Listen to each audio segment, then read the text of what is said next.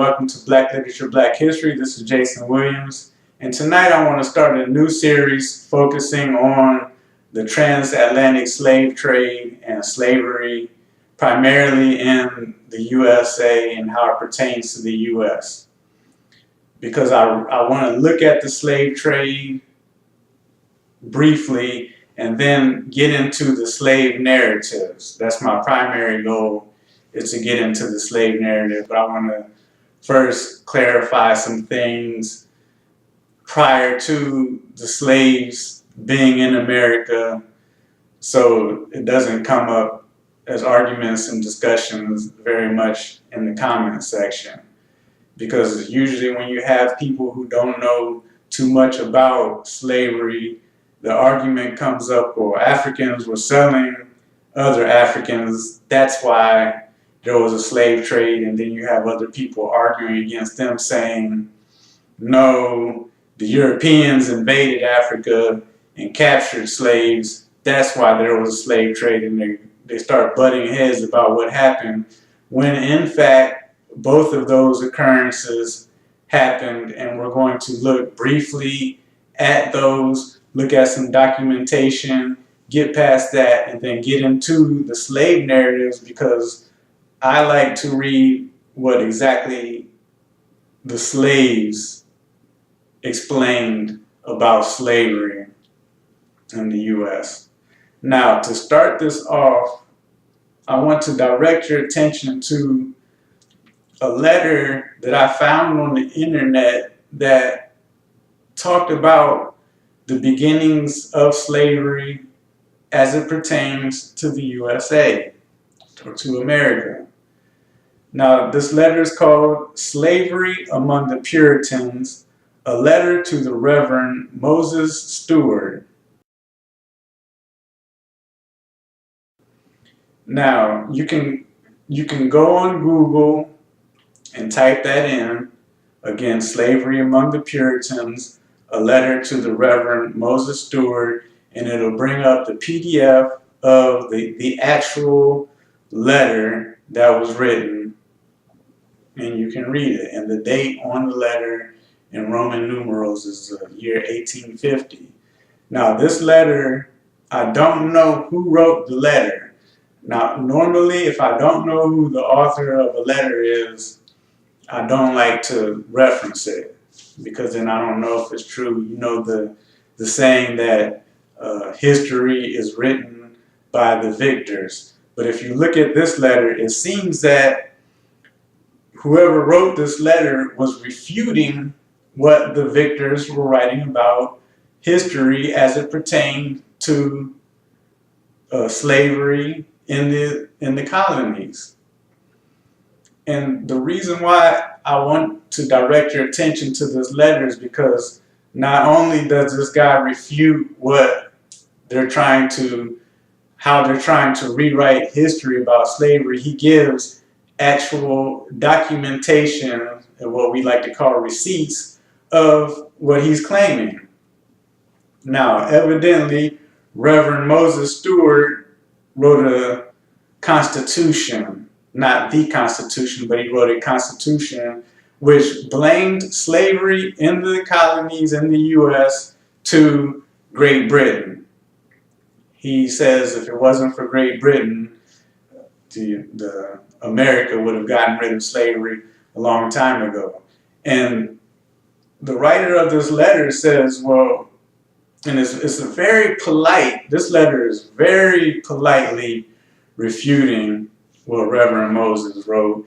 And he writes in the beginning of the letter, he says, I have a problem with what you stated on page 106. And he goes through and describes it, and it references the Declaration of Independence, because there was a clause pertaining to slavery in the Declaration of Independence that was removed. And in this clause, Thomas Jefferson tries to put the blame of slavery in the US on Great Britain. So this Reverend Moses Stewart is referencing that to state that slavery in the US is because of Great Britain. Like, we would have gotten rid of slavery, however, Great Britain made us continue to have slaves. And the author of this letter, he refutes that and says, well, America had some problems with the slave trade, but they had no problems with domestic slavery. And it actually encouraged domestic slavery. And the clause was actually removed, not for anything except that there were actually people involved in the slave trade when this declaration was written, and they had no intentions of getting out of the slave trade because they were making money and it was profitable. So I want to read that clause, actually, that was taken out of the Declaration of Independence. And the funny thing about this clause is that the third verse of the national anthem actually addresses the same subject that this clause references. He has waged cruel war against human nature itself, violating its most sacred rights of life and liberty and the persons of a distant people who never offended him, captivating and carrying them into slavery in another hemisphere, or to incur miserable death in their transportation thither. This piratical warfare, the opprobrium of infidel powers, is the warfare of the Christian king of Great Britain, determined to keep open a market where men should be bought and sold. He has prostituted his negative for suppressing every legislative attempt to prohibit or to restrain this execrable commerce, and that this assemblage of horrors might want no fact of distinguished dye. He is now exciting those very people to rise in arms among us and to purchase that liberty of which he has deprived them by murdering the people for whom he also obtruded them, thus paying off former crimes committed against the liberties of one people with crimes which he urges them to commit against the lives of another. And you can go and Google slave clauses that were removed from the Declaration of Independence and read this PDF file for yourself, because it has footnotes, because the language, the English that's used is kind of different than the English that we use today. So there's footnotes to describe exactly what this letter is pertaining to. But the funny thing about this letter is that it clearly states that slavery is wrong. So when they were talking to Great Britain about their Declaration of Independence, they referenced slavery as being wrong because they were trying to put the blame on Great Britain. However, there were slave traders and slave owners involved in the writing of the Declaration of Independence who had no intentions of giving up their slaves, so they took this out of the Declaration of Independence. Now, back to this letter that was written to the Reverend Moses Stewart. This is a very nice letter to read because it has all kinds of references which we're going to explore, documentation which we're going to look at while we do this series.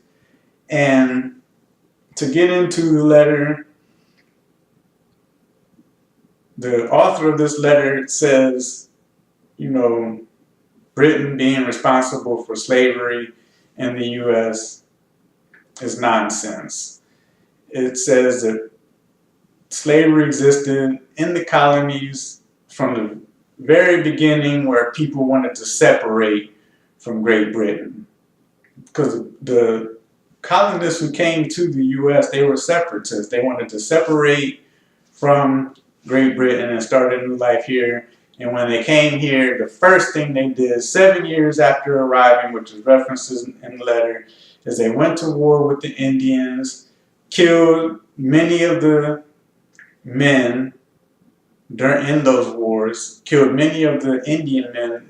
They referenced the Pequot tribe, killed the men, took the women and children as slaves, sold them to the West Indies for African slaves. So the colonies separating from England started a slave trade with the West Indies for African slaves.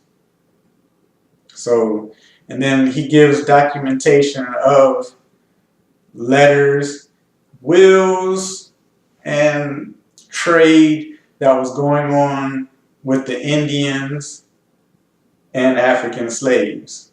The enslaved Indians weren't very happy with their work, and it's hard to enslave a people in their own land and keep them under control, so they used to sell Indians to the West Indies for African slaves. African slaves were broken after the Middle Passage, being on that horrible ship for 2 months, traveling across the Atlantic with death, disease, and their spirit was broken, so it was easy to take them into slavery and bring them to the U.S. because their spirit was broken.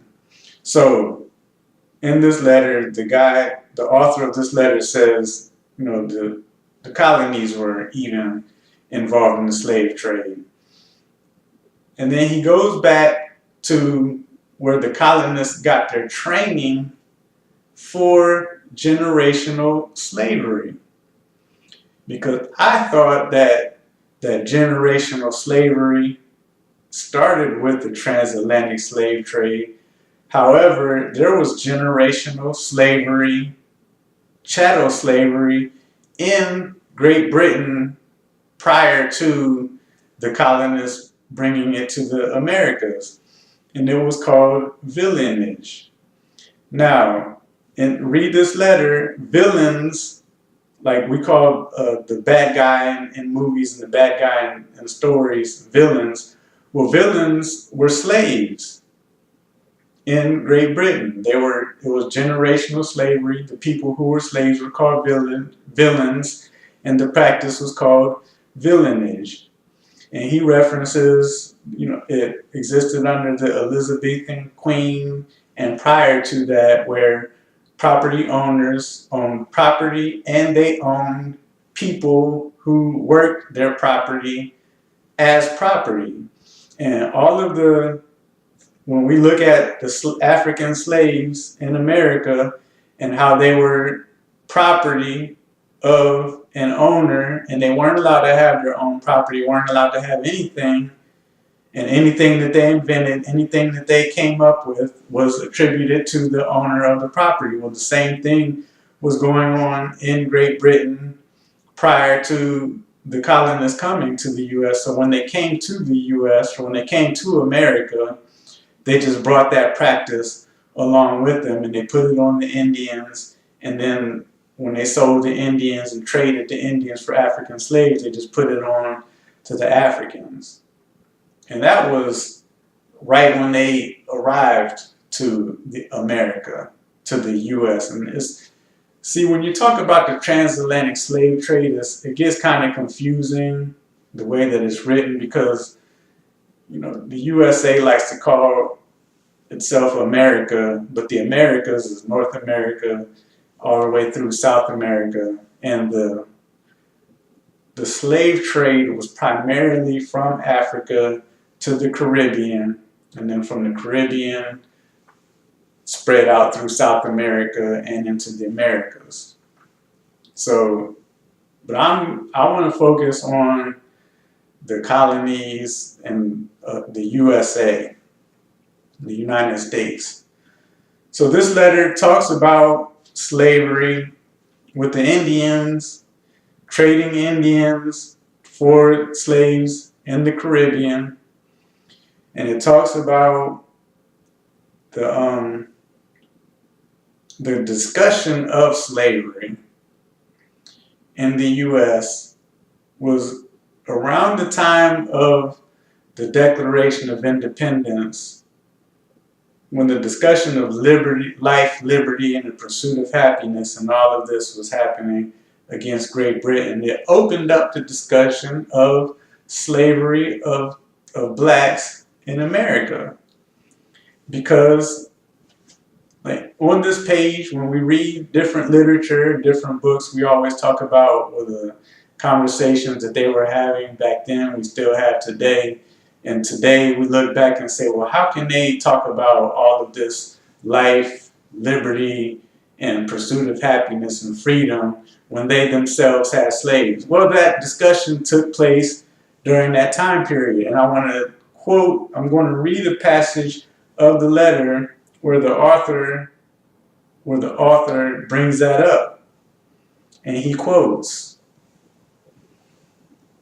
"Not much was said in a public and formal manner till we began to feel the weight of oppression from our mother country, as Britain was then called.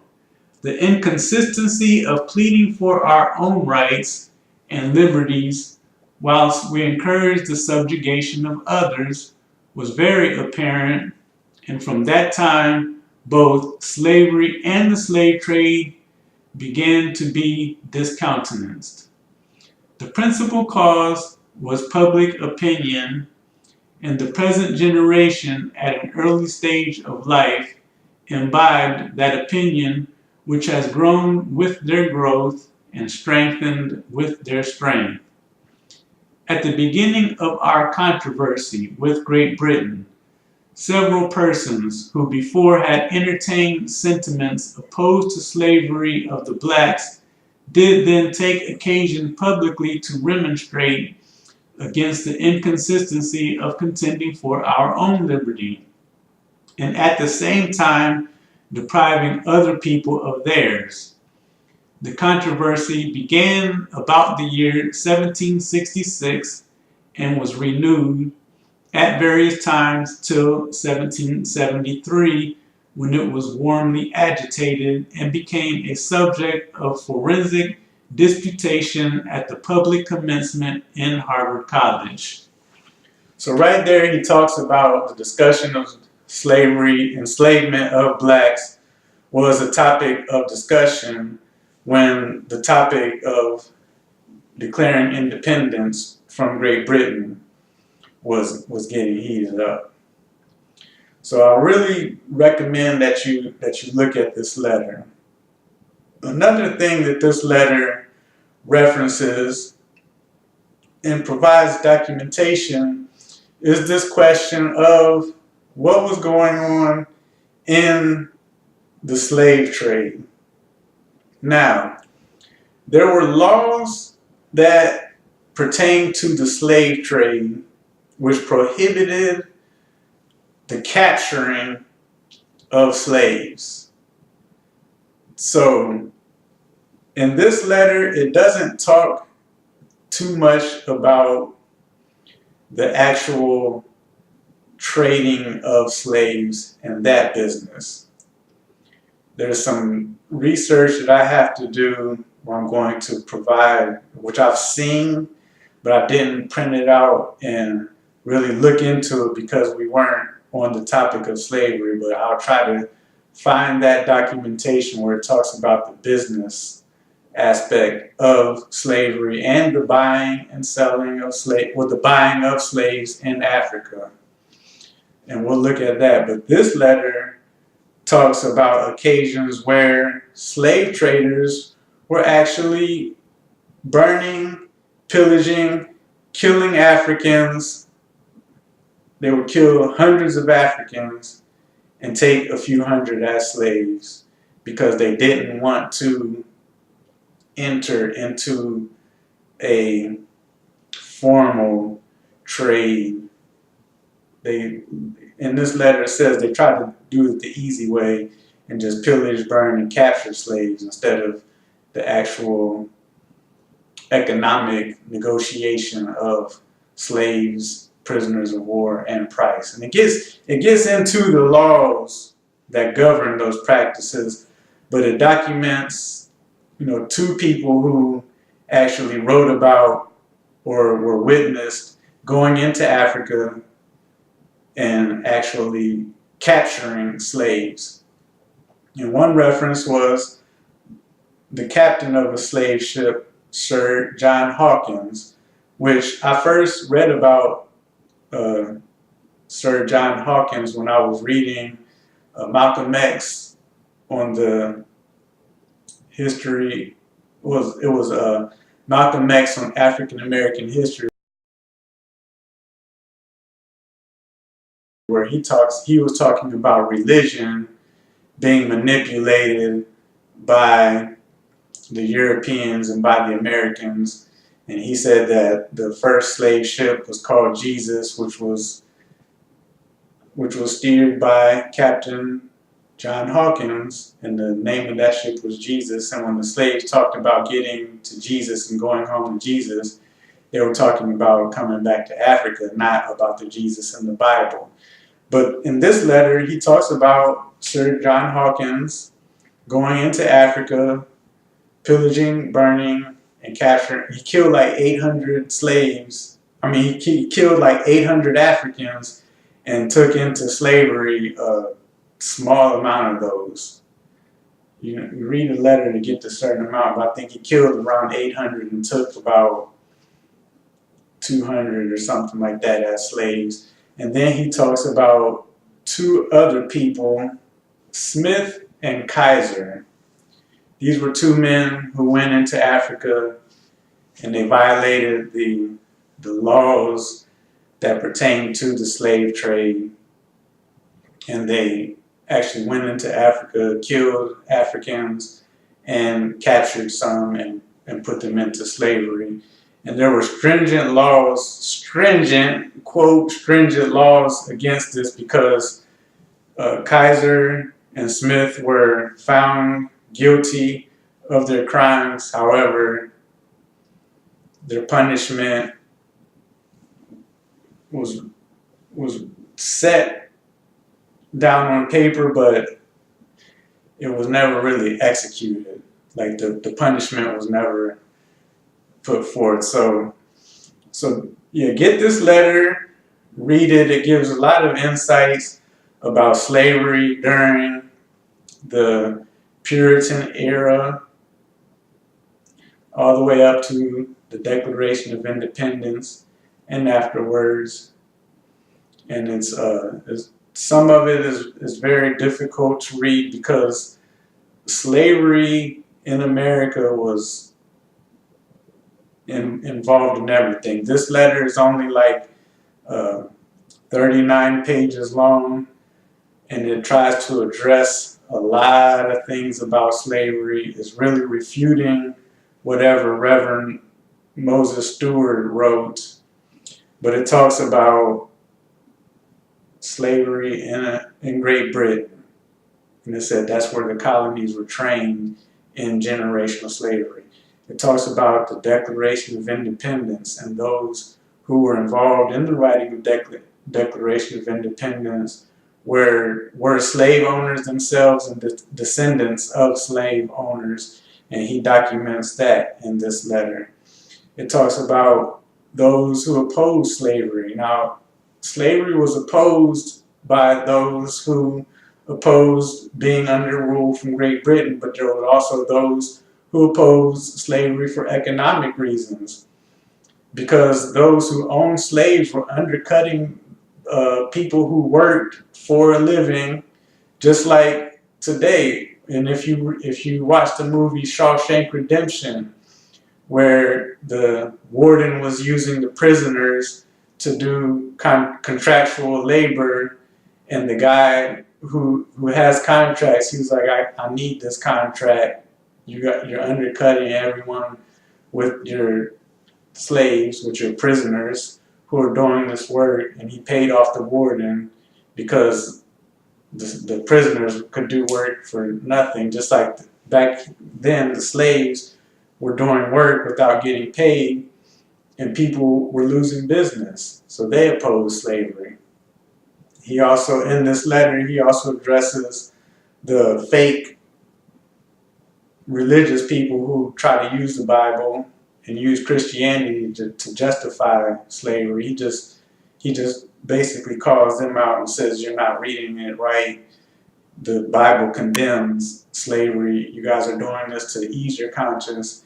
And then he goes through the different Puritans who were religious leaders and owned slaves. And he like Cotton Mather's, and he goes through their wills and through their business documents, and he talks about, he references right here, they talk about willing this Indian to their descendants after they die.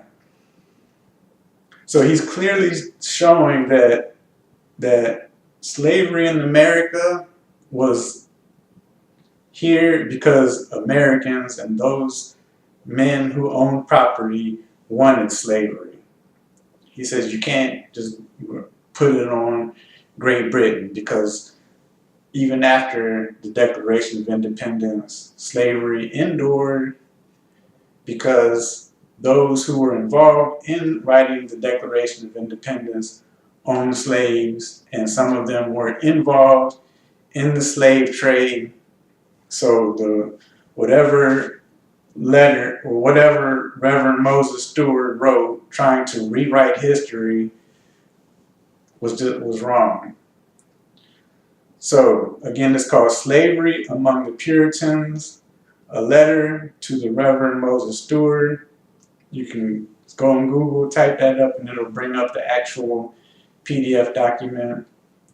And we're going to continue with the topic of slavery and get into the slave narratives very soon. The first slave narrative that we're going to actually read and discuss is the famous narrative of Frederick Douglass. So if you can get your hands on that and start reading it, we'll get into that pretty soon. But the next video that I plan to do, we're going to look at the actual business and what was written about the slave trade in Africa. And much of that references New Guinea. Again, this is Jason Williams with Black Literature, Black History. Have a nice evening.